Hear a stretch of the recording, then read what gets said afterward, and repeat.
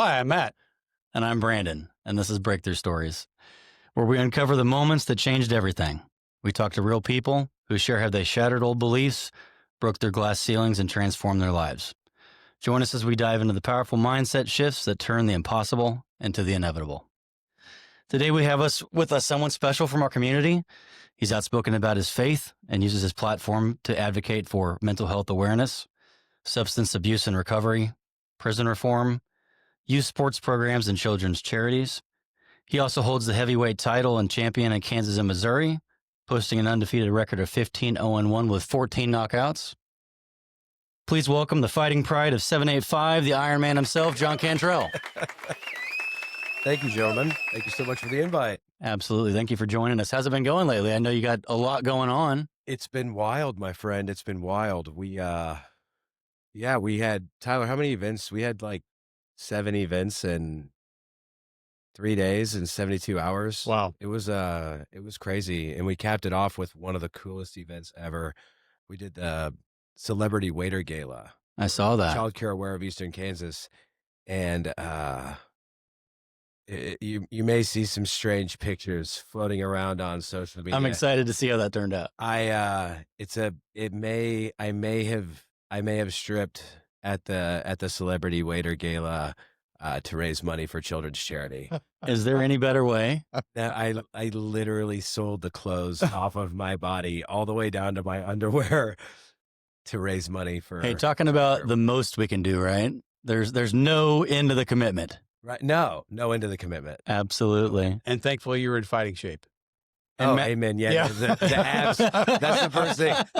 That's the first thing I was like, Tyler, did my abs look good? Have to be sure of that. Oh, nice. Got a picture over here. Very good. Beautiful. Savage. Running the weenie race too. I seen that at the mall. That was awesome. Yeah. We Stacey Williams. They had the turnout for that was wild. I couldn't believe it. Like was insane. that place was dying. It is coming back. I love it, and I love you being part of that. Westridge Mall is coming back all the way. Like what Lori Zook and Casey Richardson and what everybody else is bringing to the mall. I mean, that place is coming back big. Love it. I see some restaurants are looking at coming back in there and everything. So yeah. Absolutely. Yeah. Love to see that. Boy, DJ. Yeah. DJ's Food Truck and Diner. DJ's got a spot there now. He's in there killing it. Yeah, man. Go check out the mall. There's all kinds of cool stuff. For sure. We need to get someone like Happy Bassett in there too. That would be pretty nice. So commercial real estate development is kind of one of my things that I really enjoy. And I think like an indoor like brewery with pickleball, like pickleball courts, like something like that in there would crush it. Like that bar over on 45th. 785. Yeah, they do something Very similar to 785. like that. Right. Excellent. Well, I can't forget you're also a co-star in a music video now with Caitlin Curtis. I saw that. Yes, sir. And Struggle Jennings. Awesome to see. Yeah. How was that? How was that experience? Dude, that was so cool. So my boy Will Spencer calls me out of the blue and he's like, hey, man, you want to be in a music video? And I'm like, what? The call we all get, right? Yeah. And this is I'm headed to weigh-ins on Friday for my fight on Saturday. Oh my when gosh. I get this call. And I'm like, dude, I'm fighting in like less than 24 hours. Yeah, dude, sure. Let's do a music video. And then I was like, wait. Who's the artist? And he's like, Caitlin Curtis. And I'm like, you know that I can't be in like a naughty music video, right? and he's like, yeah, I know. And I'm like, man, let me go talk to the boss. So I checked with Taylor and she's like, you know, what kind of music video are you going to be in? And I told her about it and she was, she's a good sport. So we ended up going down there. Nashville, right? Yeah, we get the weigh-ins done. We fight on Saturday, get 15-0 for our 14th knockout. Beautiful. Sunday we go to church. Monday morning, everybody meets at my house and we get in the Raptor and drive to Nashville. That sounds like a country song, by the way. 100%. Right, 100%. On the way to Nashville. In fact, we need to get right in that one, Tyler. Right. So, dude, it was the coolest, man. We, Jelly Roll hooked it up. We got a private. He was on tour with Post Malone in London, but we ended up getting a private tour of Goodnight Nashville, his bar on Broadway. Yeah, it looks awesome. They let me we double parked the Raptor in the middle of Broadway, just right there. With his permission, I think you're allowed to do that. Well, though. and the kind of the deal is, man, I don't know how it's worked out, but I've kind of just became that guy that like gets to kind of park wherever.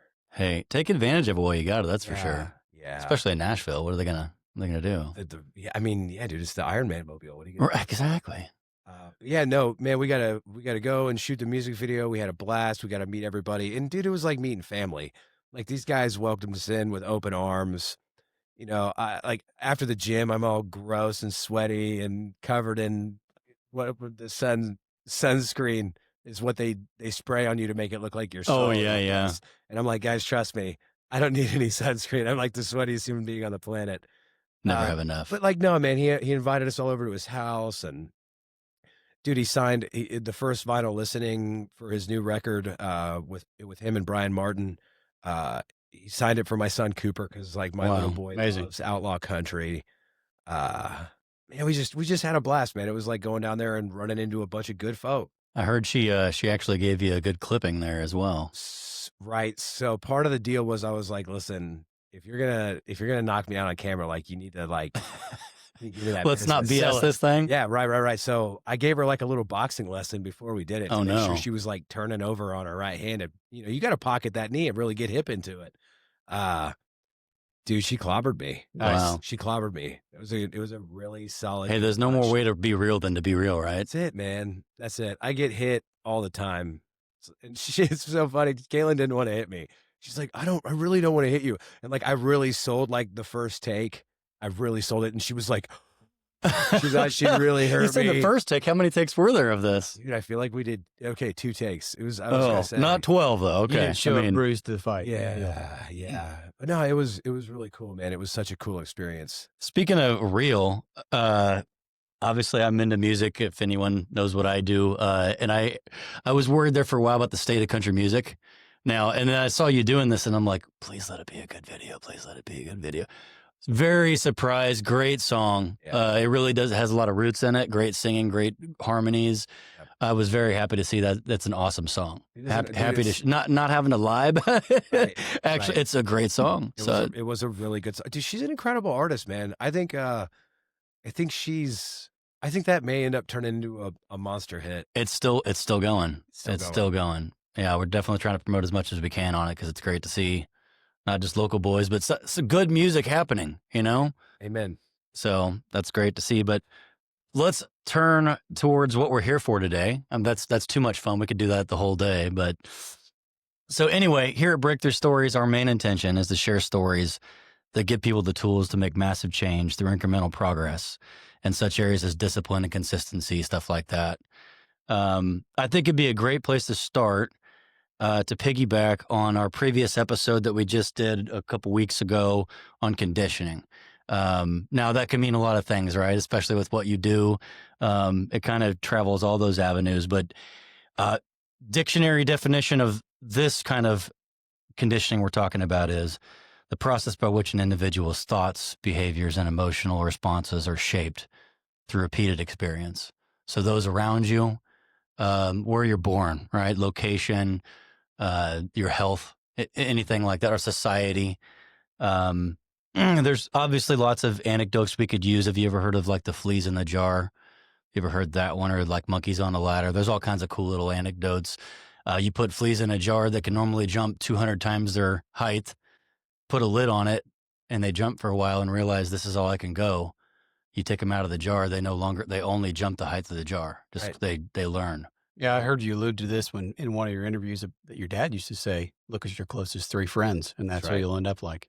That's it. Circle of 5. Yeah, that's what it's the same thing, but yeah, you're the equivalent of those who you hang around you. Absolutely. Right. So obviously you've heard of these things. Most people have heard of some of these anecdotes, but let's go to the Wayback Machine. All right. Okay. All right. If you had to pinpoint, where would you say your conditioning began? For the new chapter, starting the new for like the change. I would say for the sake of this, so people can get a little bit of the backstory. Maybe in youth, the conditioning in youth, where kind of your mindset got put together of maybe who you thought you were, or where you were around where, your brain's like, this is what I do. This is who I am. Yeah. So I'm going to focus that on like kind of the creation of my identity or lack thereof. Um, I really struggled with identity growing up, right? I wasn't sure who I was, why I was here, what my purpose was to be here. I didn't have any of those answers. And at that time in my life, I didn't have God as that rock and that support to provide the identity and provide the purpose. Uh, so, I'm upper middle class, you know, I have really good parents. I have great siblings. We kind of lived, kind of like the all-American dream life. I mean, we got to go on vacations and go do things. And, dad worked really hard. I had, two really hardworking parents. I had a super mom who was like the coolest person in the world and she could do anything. And but like both my parents were such hard workers. So as far as like hard work conditioning goes, like that started as soon as I could walk. Cause like I always wanted to help my dad, whatever he was doing. And like that was still to this day, that's kind of like our time together. Right. We hang out, but usually when we're hanging out, we're working on something. That's just how we spend time together. Um, but yeah, man, like I'd get in trouble and my dad would do things like, I just want you to dig. Just start digging a hole, I've No- heard this story before. and just, Nothing will in my teach you personal more life. yeah, yeah, than yeah. a shovel in dirt. No. And then you just dig and dig and like, Dad, how long do you want me to dig? I want you to dig until I get tired of watching you dig. Right. Or I want you to carry rocks up from the lake. Yeah. So it would be all day, and I say all day, it was probably like an hour, but it felt like all day when you're like, 7 or 8 years old, just carry rocks up from the lake until I get, okay, now what? Take them all back down. He was teaching you to be Zen before you knew what it meant. Amen. Amen. But you know what? I've carried, like, even when I was working for all the wrong reasons and for all the wrong people doing all the wrong things, I was still a hard worker, even though it was, 120 miles an hour in the wrong direction. Like, Yeah. it never really mattered what I was doing. Like, I always took that same intensity into whatever it was. So because of that intensity, right, a lot of people really believed in me way before I believed in myself. And they saw something in me that I never saw in myself. And I liked that though, right? I liked that people saw me with potential. But at the same time, that would create it created anxiety in me, right? It created a fear of failure. Pressure. Right. Cause like I like that feeling. I like that all these people believe in me, but what happens when I can't do what they think I can do? Yeah. That person no longer exists. I'm no longer that person. Right. So fairly early on, I, kind of started developing a fear for failure, a fear of success, a fear to try. But I've also always kind of been crazy. So I feel like if I'm not inches away from death, I'm not really living life. So I like going real fast and I like fighting and I like Little adrenaline junkie, are we? horrible. Yeah. Absolutely. Hey, you don't know that you live life until you live life. I mean, Right. there's only one way to do it when you go down that road, and there's a lot of good that can come out of that. I mean, you're gonna fail fast, or you're gonna succeed fast, or both. Obviously, if you can do the same time, right? Right. No, man. I mean, as far as conditioning goes, like I grew up around a lot of really good people, but I never felt like I fit in, and I did fit in with the other people who didn't fit in. Yeah. And unfortunately, they all had their own problems and they all had their own demons to face, and I wasn't sure who I wanted to be or how I wanted to be, so I ended up making a lot of really poor decisions. And I started surrounding myself not with people that had what I wanted, but with people that made me feel comfortable about not doing better, if that makes sense. Yeah. 100%. We're comfortable here. Stay here with us. Right. You don't have to be an overachiever. You don't have to do these things. You don't have to hit these milestones. You don't have to, just You could be a normal person. right. Well, In a way. in a way. But it was more along the lines of, you know what, we don't really want to be normal people. We really don't want to fit into this. Like, let's just drink. Let's just get high. Let's just do this. Let's just do that. Sports changed that. Sports changed that for me. When I got into high school sports, like that became the identity, right? And all the things that go along with that, right? So I really wanted to be a great athlete, but you got to get good grades to play. So all of a sudden, my grades become really good. But still, I still had the same identity problems, right? I was a ticking time bomb.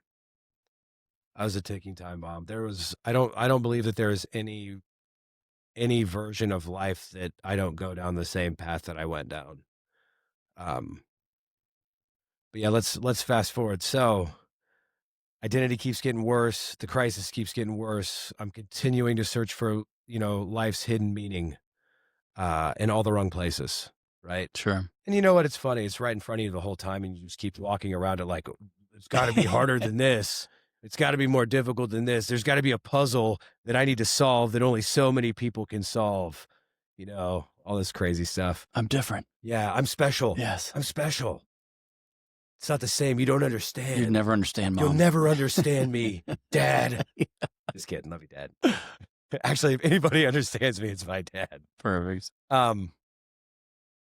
But yeah, man, you start hanging out with dope dealers and gangsters, and sooner or later, that's kind of what happens. It's kind of what you become. And it's just so funny at any point in time, experiencing homelessness and couch surfing and, just absolute insanity, all these things. I never had to. Like, at any point in time, I could have just picked up the phone and been like, "Hey, come get me. I want to come home." What fun is that, though? Well, everybody wants to do life on their own terms. They don't want to do life on life's terms.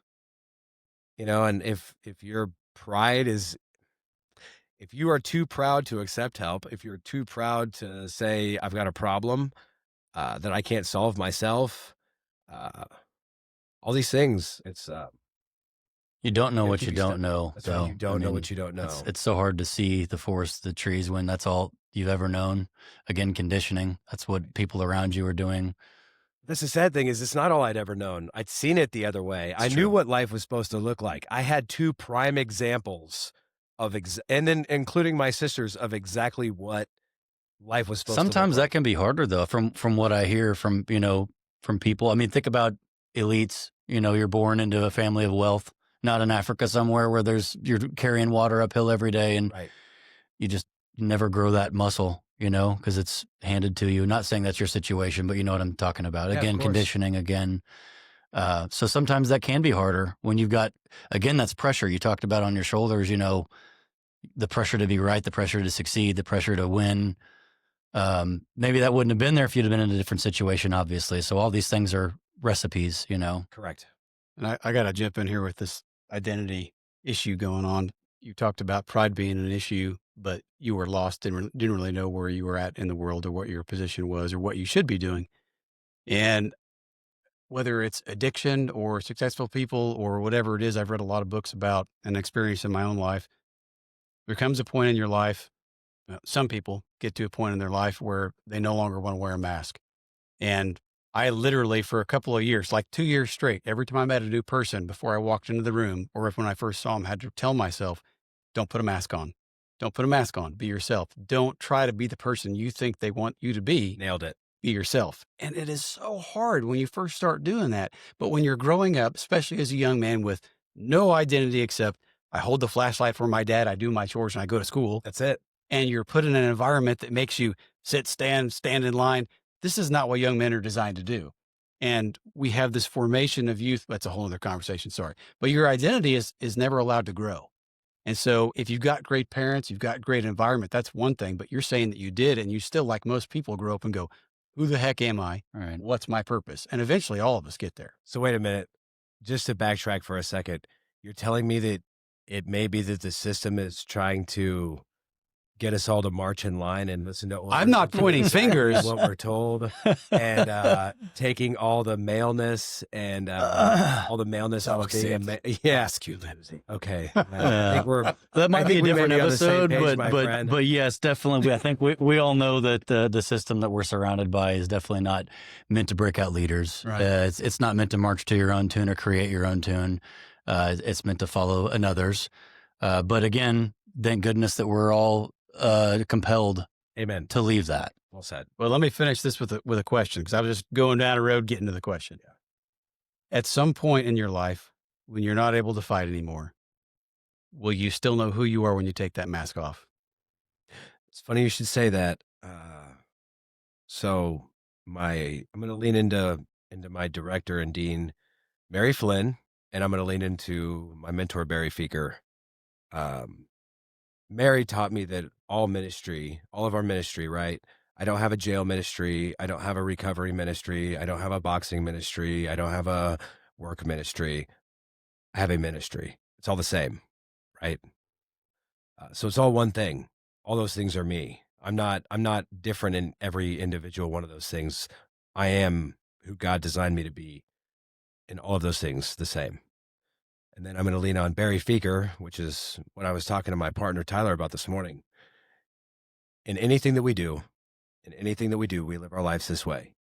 You give God the glory, you give others the credit, and you keep the joy for yourself. Oh, I like that. So it doesn't matter what I'm doing. It doesn't matter whether I'm boxing or I'm speaking or I'm coaching Cooper's soccer, baseball, XYZ, whatever team here in a few years. God gets the glory, others get the credit, I get the joy. As long as you can stay true to yourself. That's it. That's I don't know. I think it's going to be harder on my wife and my friends when I take my first loss or when boxing's over. But honestly, I'll just, the plan is kind of to just move it into the next thing. I'm not going to be done. That's not going to be the end of the adventure. That's just going to be the close of one chapter and the opening of a next. Exactly. to know that now to circumvent so many things. Oh, and trust me, I have thought about this. I am continuing to put time and effort into this because I know it's going to be hard. Well, it's a young man's game. Right. I know that these things are impending and that they're coming down the line. But this is the deal, guys. I don't know what God's going to do. He picks the most broken, lost, least expectant people to be champions. George Foreman became the heavyweight world champion at 46 years old. True. I'm 36. I don't need to, those are tomorrow me's problems, brother. Those are tomorrow me's problems. But I have no idea what God's got planned. All I know is that whether it's in boxing or a classroom or a gym or the Senate, the House floor of the Senate or the White House, I have no idea. But I do know this. When God says, "Who shall I send?" I'm going to be the guy that says, "Send me." Yeah. I love that. And I'm just going to keep telling him yes. Yeah, you alluded to that earlier with the music video. My brain was going, man, when I started saying yes to everything that came my way, even though I thought I've never done that, it scares me to do it. I don't know these people. Doors open up that I never even knew existed before. Just say yes. Now, I have been talking to the people that care about me and love me and want me to succeed. And I have got to get better at saying no to some things. Give me an example. If you can. That's a bad example. My wife texted me the other day and she said, "You're done playing Ironman until after the fight. No more guests, no more speaking engagements, no more special appearances. Like, you're going to finish the stuff that you got on your plate right now, and then you're done until after the fight." How'd you feel about that, John? So brother, I trust my wife. Good. My wife is significantly smarter than I am. That's why I married her. And I Good trust, move. dude, I don't keep people around me. I don't keep the people around me that tell me how great I am. I keep the people around me that are like my bubble poppers. Cause that's how I stay protected.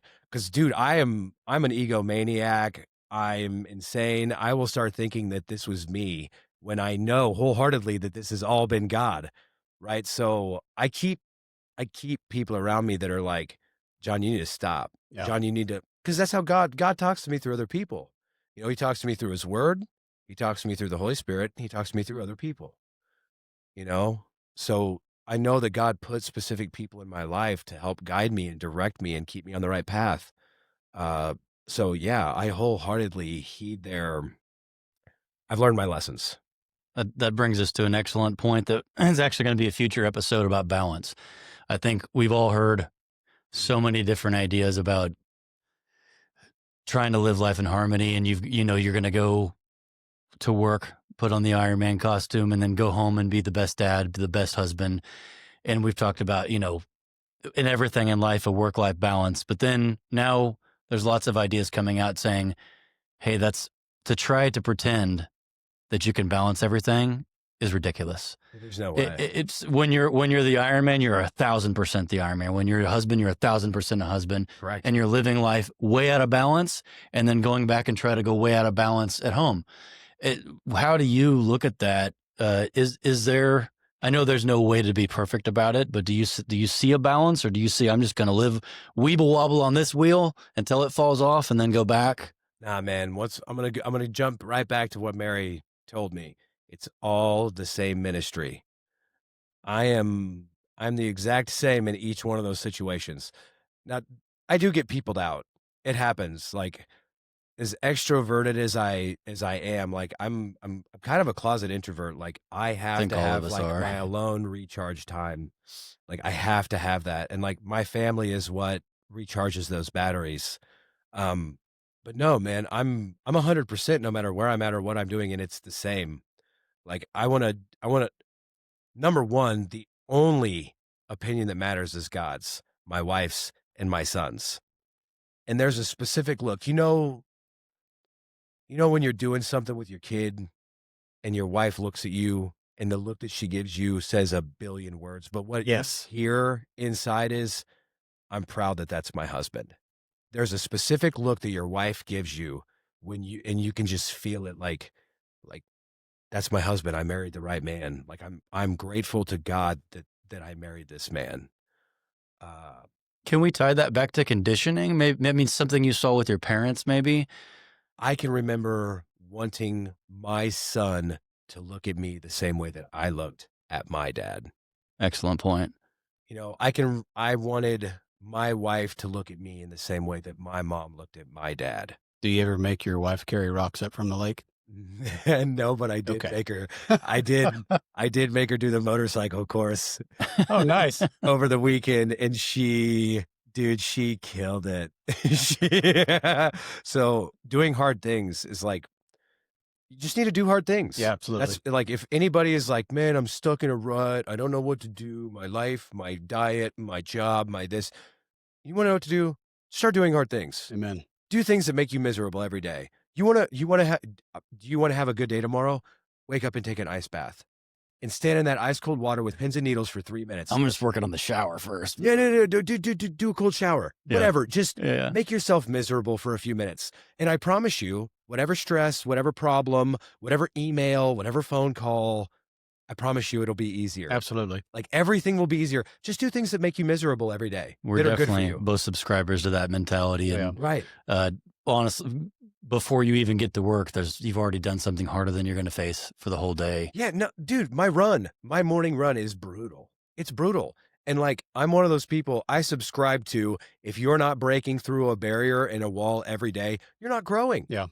You're not growing. So I'm brutal to myself. Here's a fun one. David Goggins. I think we can all draw some inspiration. But at what point, and I love the guy, don't get me wrong. Obviously, he's got a ticking going on up here that none of us can even pretend to approach. He's tapped in deep. Right. At what point, and this is just an off-the-cuff thing because we talk about this all the time, is there too far? I mean, we're all human, we think. How far is it okay to be driven? Obviously, he's ruined every joint in his body. He's so driven. And every day he gets up and looks at his shoes and doesn't want to do it. He says that. And, 30 minutes he'll stare at his shoes and cuss at them. And then go run on his ruined knees with his ruined feet, with his ruined hips. He's driven to do that. He doesn't have a choice. I believe, that's my opinion, he doesn't have a choice. Where do you fall in on, how far does one go? How What's far your do you push balance of past pain? self-discipline versus self-destruction? So my coach, Damon Reed, provides such a good example for me. Dude's 53 years old. He's in the best shape of his life, and he just does things the right way, right? And there's a balance, right? There's we talk a lot about the 80-20 rule. If I do things well, if I am strict and disciplined 80% of the time, I can spend 20% of the time splurging or doing other things or eating like a butthole is what we just don't. We talk to each other. It's like, listen, have fun this weekend. Just don't eat like a butthole, and you'll be fine. And that's And to pretend that you're going to go 7 days a week eating perfectly has been when people typically go towards being healthy, they're and gung ho. bro. I didn't have a single carb for 9.5 months. Oh my gosh. That's some discipline right there. Yeah, Damon, when he took me under his wing, he cut 105 pounds off me in 5.5 months. That's I impressive. went from 44% body fat to 10% body fat with a six pack in less than 6 Talking months. about Goggins, that is Wow. some serious stuff there. So we were doing 75 Talking about hard, pain. right? I read Andy Friselli's book, Mm-hmm. and then I read Can't Hurt Me, and then I read Jocko Willink. Yeah, So love Jocko. yeah, love Jocko. So like I can 100% flip that switch and go brutal. This is the deal, guys. It's a marathon. It's a marathon until you get to where you want to be, dude. Or it's a sprint to get to where you want to be, and then you start the marathon. Mm. Then you start you cannot stay that intense all the time. I've never heard it said like that. That's a good way to look at it. Sprint to the goal. You sprint to the goal, and then it's a marathon to stay there, right? Because what are we really looking for? Dude, I don't want to be huge and jacked with these massive. I want to be lean. I want to be healthy. I find my goal. And really, dude, it's whatever makes you happy. It's whatever you feel like God is calling you to do.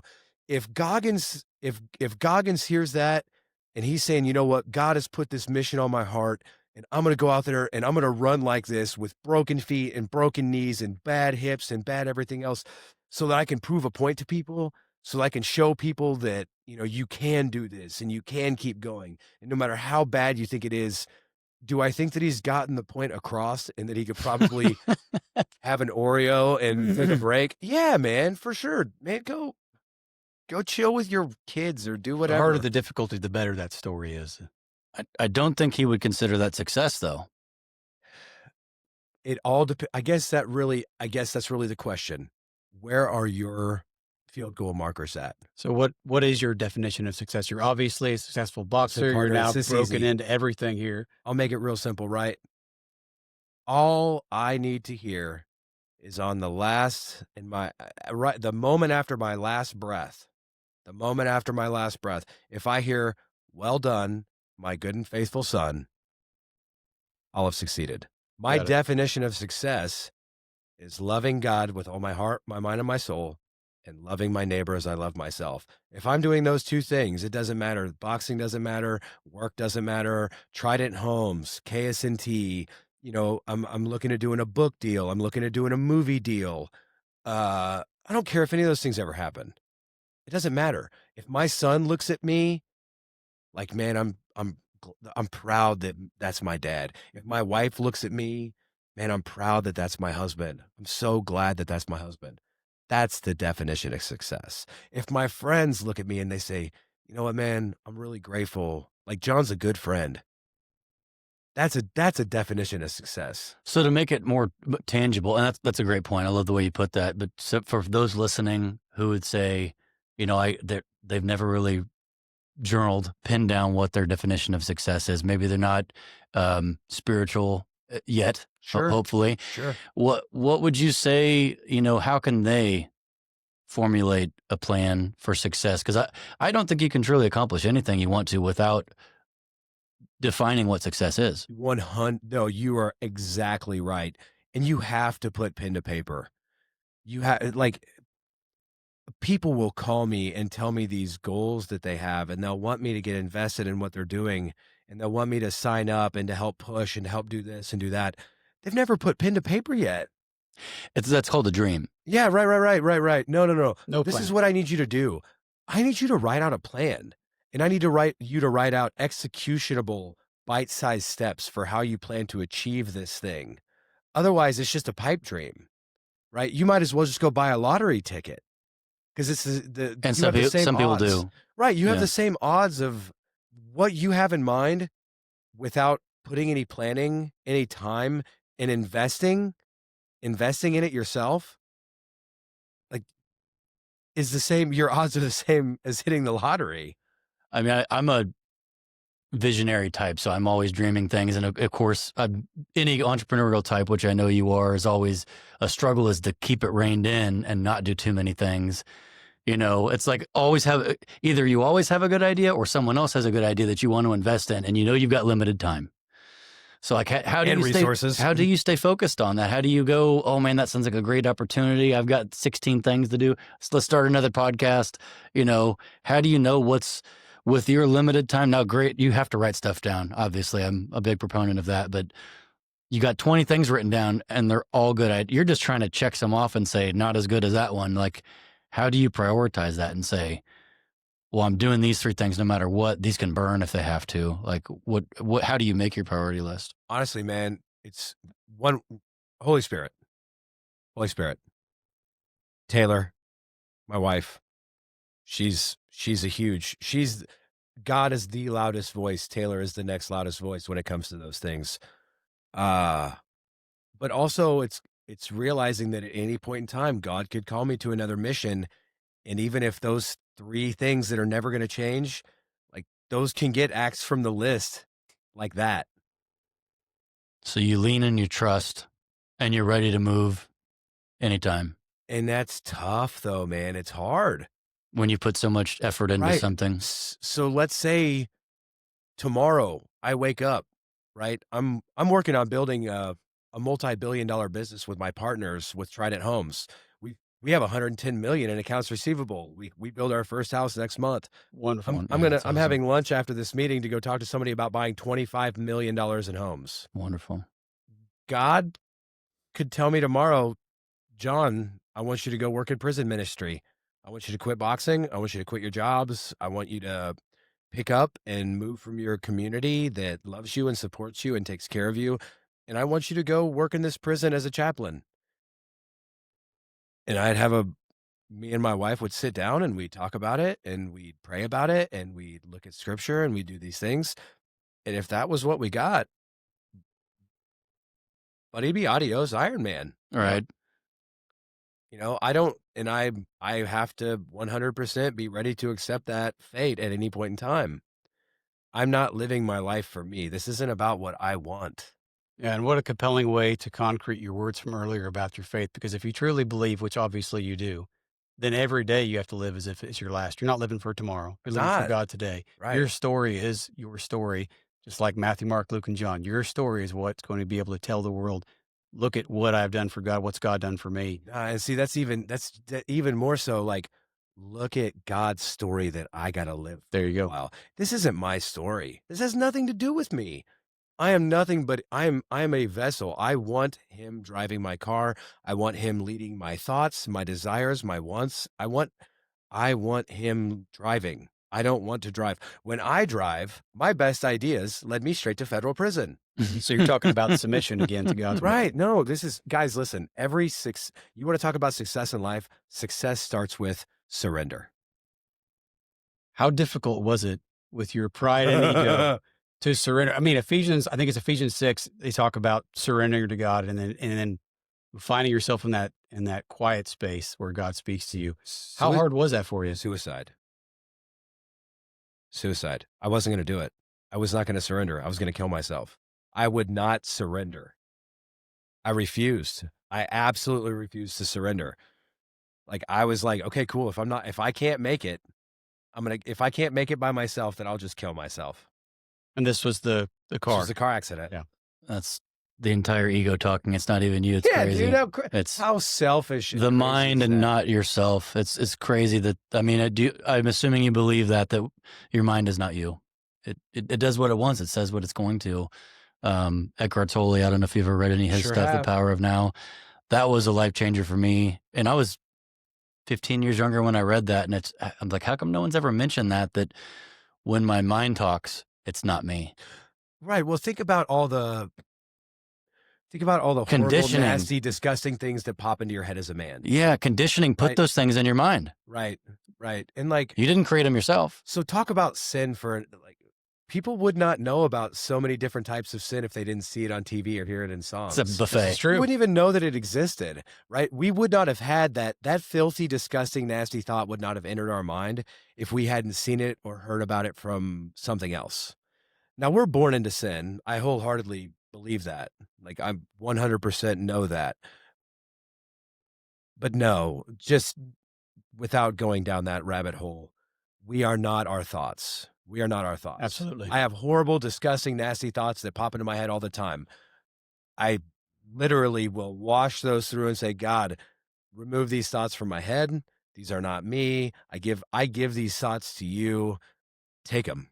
And then away they go. Yeah. I think Eckhart calls it the watcher. That's like kind of being third person, leaving your body, like, NDEs, kind of a getting out of your body and looking back on yourself and knowing that that's not actually you. It's maybe someone that represents, but you have control over things, and you're not just controlled by the ego and what's been put in your head. Right. Mind, body, and soul. The only thing that is really me, is soul. My mind is a function of my body. My body is the vehicle in which my soul travels around in. This is not me. This is not me. This is simply the vehicle that my soul travels around in. The only thing that is really me is my soul. A temporary projection of yourself.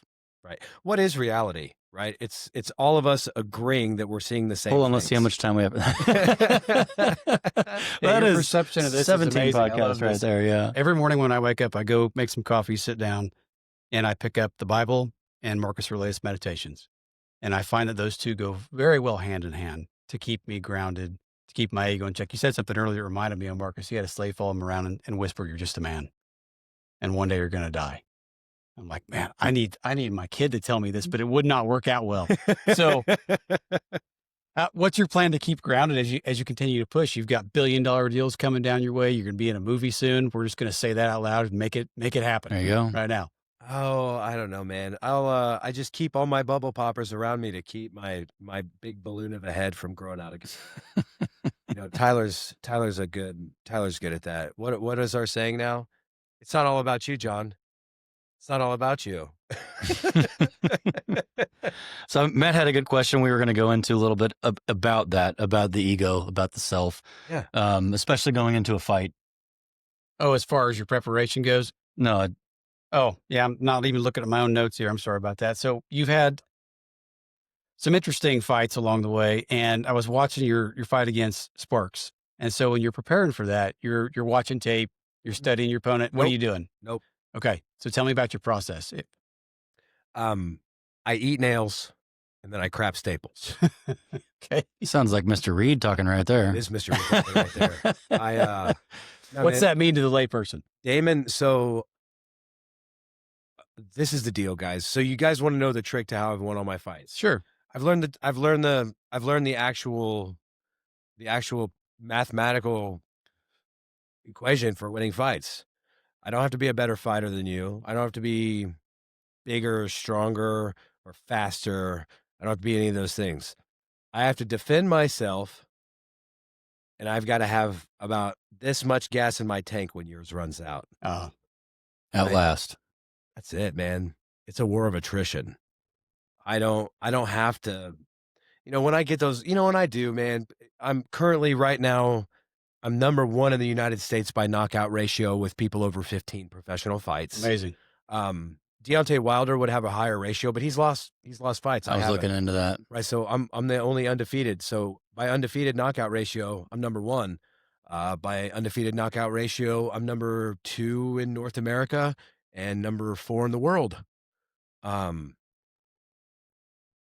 I get the knockout, it's purely coincidental. It's luck because I'm not looking for it. Like, my goal is I'm going to make you fight at my pace, which is blistering. I've noticed that you move fast. My goal is to drag you into deep water and drown you. Like you drown yourself. Right. Most heavyweights, fire 30 to 40 punches around. I'm shooting 120 to Wow. 150. When I do hit you, I'm gonna hit you really, really, really hard, real hard, right? So I'm like sandpaper in the ring. I'm going to grind on you and make you as uncomfortable as possible until you want to quit, and then I'm gonna hit you hard enough to give you the opportunity to quit. It's just what I do. So my training for that is learning how to be sandpaper. How do you learn how to be sandpaper? You have sandpaper rubbed against you all day. And that's what Damon Reed does for me. Yeah, no, I mean, Sounds these pleasant. principles have been around for ages, obviously, and it's just those are one of the more difficult ones to attain, obviously, because it's nonstop. Right. It's just being relentless. Going past the talk about Goggins, I mean, that's really what we're talking about is going past the point that most people can't. Navy SEALs, whatever Right. it is, the gauntlet, Right. what makes a man. I mean, most of us don't know how far we can go, especially those of us who haven't been in the military, but that's like the first thing they teach you is how far you think you can go is not even half of what you've got. No, yeah. When you think that your tank is empty, you still got 40% left in your tank. But here's the difference.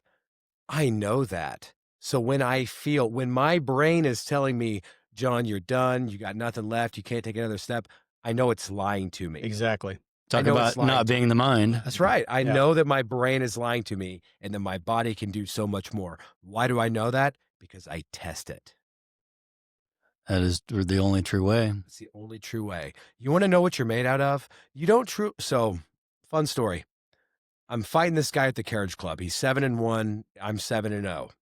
This is a good fight, man. This guy Reyes Diaz, tough dude out of Nevada. In the first round, and this was supposed to not be a super hard fight. And I hadn't trained like this, I was still in shape from the previous fight, so I was okay. I didn't train for this like I should have because I kind of thought I was gonna be kind of a walkover, I was like, dude, I'm knocking all these guys out in the first round. This dude, it should be pretty easy. Ugh. Oh, Just hearing you say that. yeah. So, dude, a minute into the first round, this dude catches me with a left hook and puts my lights out, Mm. right? And he flash KOs me, and I am out. And then my butt hits the canvas, and I almost go out of the ropes, and my butt hitting the canvas is what woke me up. And I immediately get back up, but I'm like, where am I? What's going on? What happened? Why are all these people in suits cheering at me? What am I doing in a boxing ring? One moment. Yeah. No, and there wasn't. The dude jumped on me and cracked me again. But I had one of those moments where it's like, damn, dude, are you really cut out for this? Are you really about that life? Because dude, he hurt me. He hurt me. Being tested. Yeah. And then he, I was in bad shape. I was like, dang, man, maybe I'm not this bad dude, that I think I am and that other people think I am. Maybe I'm not. Going back to who you are, your brain tries to keep you comfortable and says you don't want to get hurt, but you know who you are because you've tested yourself before. Right. And It'll help you greatly in business as well. Oh, huge. So I made that decision. I'm like, you know what? I am that guy. And it helped. God was like, get up. Get up. And I'm like, all right. Okay, cool. Yep, I'm the Iron Man. Let's go. And then, dude, we right after that. So as soon as I got up, he catches me with an overhand, splits my eye, dude, put seven stitches above my left eye, my bleeding everywhere. And I got, Craig Cummings, my other coach, him and John Smith. Craig, gets me with the adrenaline and gets me patched up so I quit bleeding. And then, dude, me and this guy just have this all out brutal battle. That's going back and forth. He catches me in the fifth round. And you see me because he hits me. And I took a step and it was when you take a step and there's no ground there. And I almost went down. He almost knocked me out again. And dude, I ended up knocking him out with 30 seconds left in the last round for the win. Could have been anybody. Yeah. But dude, it's in those situations where you have to go deeper than you've ever gone before that you find out who you really are and what you're really made out of. Yeah. Ultimately, you're absolutely the hardest opponent. Ultimately, the hardest opponent that I'll ever face is myself. Always. I assume you think the same thing. Always, man. My shadow boxing is brutal. I'm thinking about, man, how am I going to beat me? right? How am I going to beat somebody that's figuring this boxing thing out and actually getting pretty good at it? Right. That is, because sooner or later, guys, I'm going to walk into the ring with somebody who's been doing this since they were 5 years old. That's younger and stronger. You will not and be faster. undefeated forever. It's 100%. Yeah. I wholeheartedly know that. Yeah, it's and okay. I wasn't saying that as that didn't come out. No, like I wanted it to, it's but- perfect. It's perfect.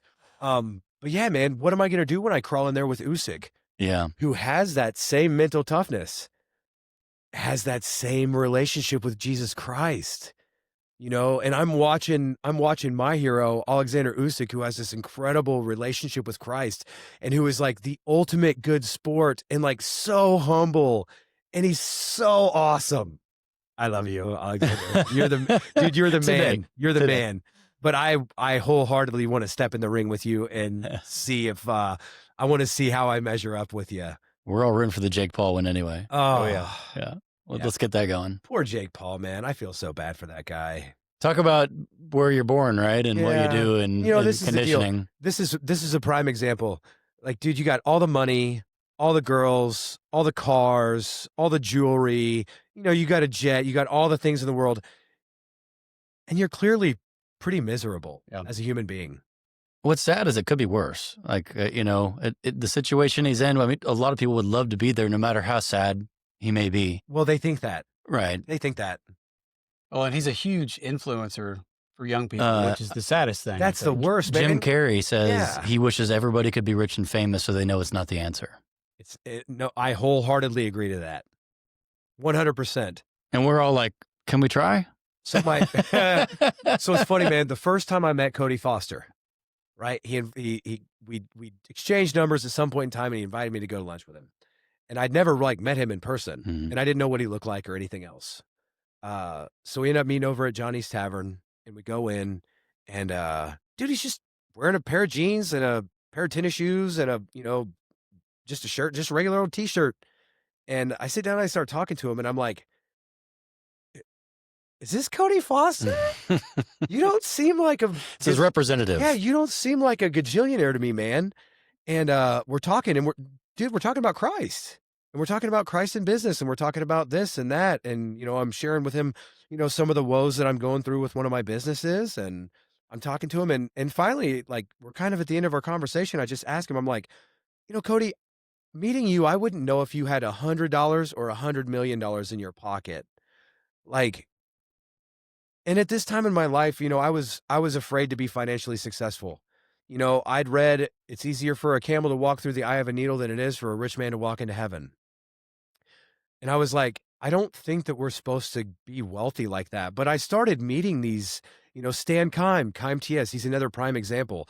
Like, this dude walks the walk. He doesn't just talk the talk. He walks the walk. He puts his money where his mouth is when it comes to God. Cody, Dave Callahan, these guys are the same way. They do really, really incredible things that nobody ever hears about. Yeah. In fact, most of the really incredible things that they do, they're like, don't tell anybody. That makes about it even this. better. Right. No, that's the best part.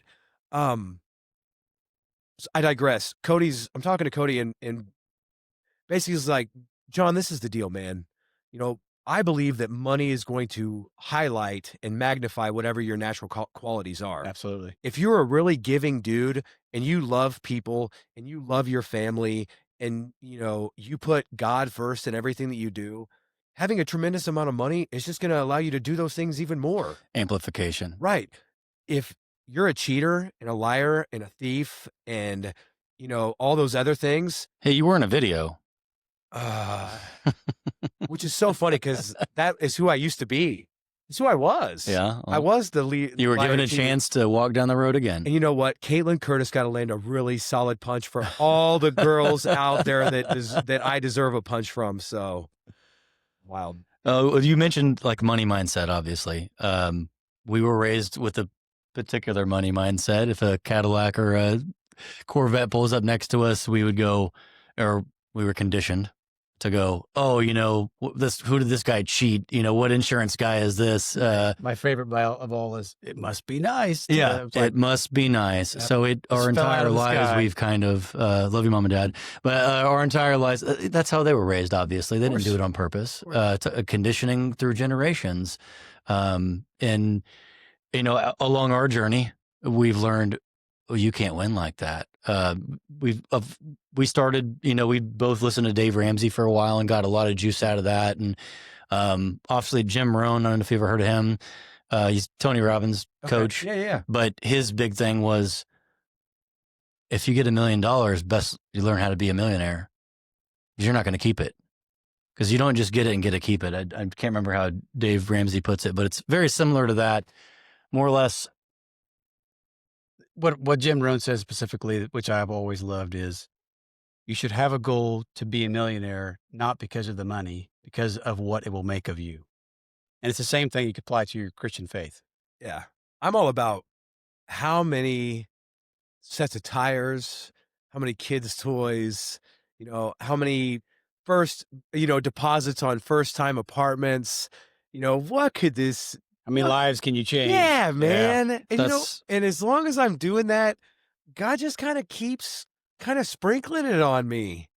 Love it. That's what Dave Ramsey's thing, now that I remember what he was saying about it, was he would get a lot of grief for, as he's stockpiling his success, and people would say, shame on you. And he goes, well, with that mindset, so you're going to go leave a $10 tip and feel good about it. I'm going to leave a $1,000 tip. Does it make me better than you? No. But the more I have, the more I can give. Amen. And that was a mind change for me. It's like, well, I love to help. I love to, give what I can. Right. But if I had a lot more, I could give a lot more. And you have to be a good steward, right? Right. I do believe that no matter what spiritualism you're in, there's karma that you get what you give. If you really need money, you should probably give it. The parable of the talents, right? God gives 3 of his servants each talents. He gives 1 10, and the talent is a currency, right? But there's also a nice analogy there for the talents, Sure. the God-given talents that we're given. So he gives 1 10 talents. He gives each of them talents, and he says, go and spread this and make as much of it as you can.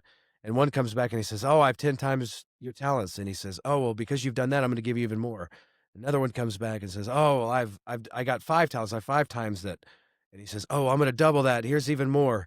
And then the last one comes back and says, Lord, I buried the talent because I know that you're a prudent God, and I know that you're a hard master, and I didn't want to lose it, so I buried it. And he took it from him And gave it to the other 2. right, and he gave it to the other 2 and said, I told you to be fruitful, Yeah. right, and to multiply. I think there's a fear of success that all of us have. Do you 100%. still face that with everything you're going through now? All these doors. Okay. Absolutely.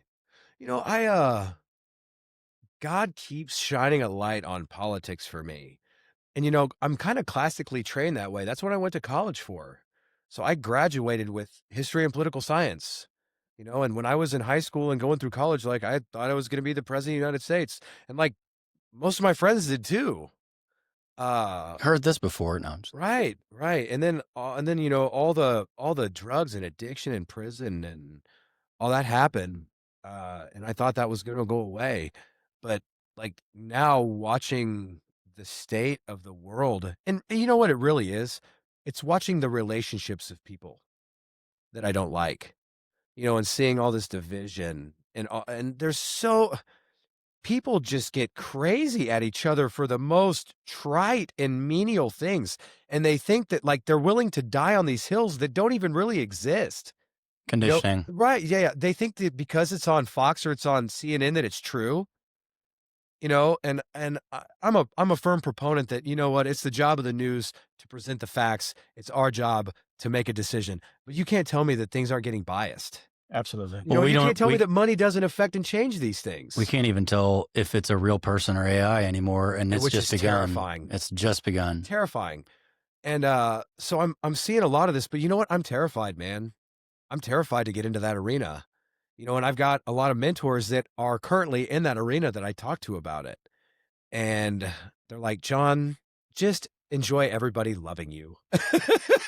I mean, the good thing is For the moment. Because of all these misfortunate things that we just mentioned, the world is ready for leaders like you. The world is ready for, I'm not going to go, the only reason I'm going to mention Trump here is he's not the big, Of the status quo. Yes, he was not on one side of he's self-made-ish, He stands outside the box. Let's just say that he's Yeah. different.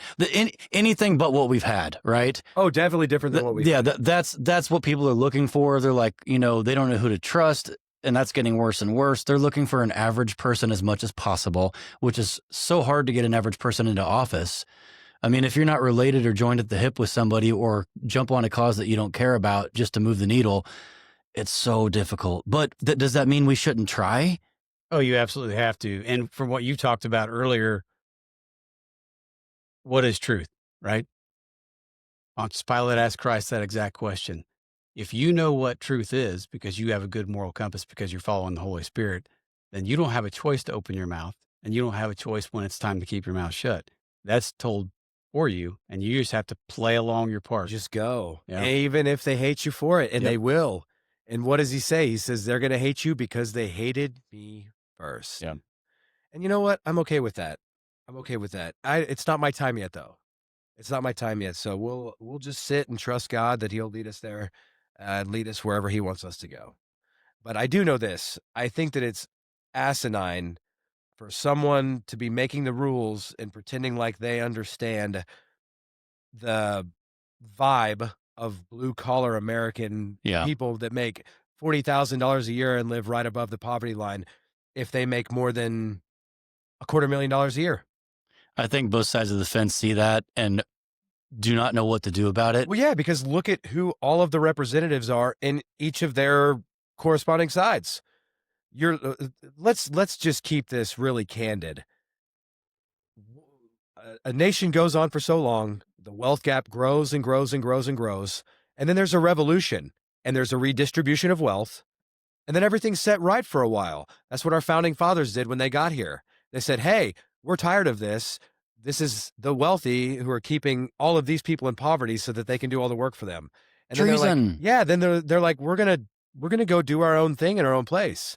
The question is with military the way it is now, and with the wealth gap has never been larger than it is today. Is it even possible for something like that to happen again? That is the question.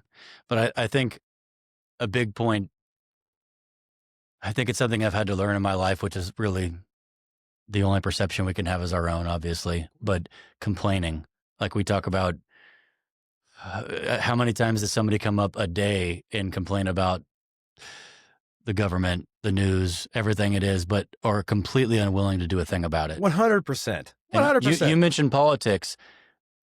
I love hearing that because even if you don't feel like, whether you do or don't feel that was something you're drawn to or led to, the fact that you might be willing to do it or compelled to do it instead of complaining about it. It's so hard to find someone that's willing to actually take a stance. Everyone's willing to complain. Oh yeah. You have to. Okay. So let's form this into something that our listeners can use it as, right? What do you do? What do you do when this is the world and these are the things that are happening and you don't like it and you want to complain? How can you be proactive? Be the change that you want to see. Exactly. Love that. Right? Be the change you want to see. You're going to sit there and complain about the division, but as soon as you see somebody says something that you don't like on Facebook, you're going to jump on there on your whatever and just start stirring stuff up.